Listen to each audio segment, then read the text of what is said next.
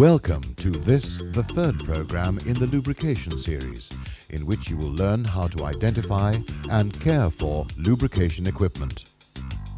We shall be looking at typical oil dispensing equipment, oil disposal equipment, and general greasing equipment. We begin with oil dispensing equipment. As you learned earlier, oil is contained in various packaging, such as cans, pails, and drums. Oil in small packs, such as 500 milliliter cans or 5-liter packs, can easily be poured directly from the container into a machine or engine. 20-liter pails are too heavy to lift and pour directly into machinery, so it would be usual or normal to decant the oil first into a measuring jug as demonstrated. Oil in the measuring jug is then poured into the machine. The removal of oil from 210-liter drums can be achieved in two ways. When a drum is rack-mounted, that is, on its side, we would use a bung tap.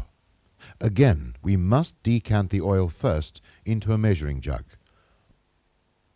One problem with bung taps is that they tend to drip, especially after much use, thereby wasting oil. Drums that are kept upright require a drum pump to remove the oil.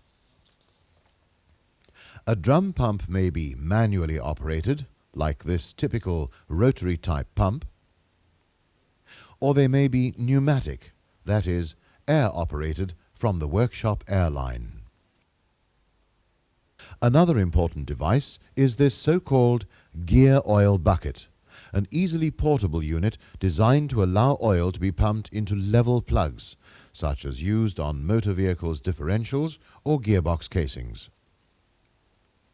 The last piece of dispensing equipment is the well-known oil can, used, as demonstrated, to direct and pump small quantities of oil right into where it's required. After the break, we shall look at oil disposal equipment.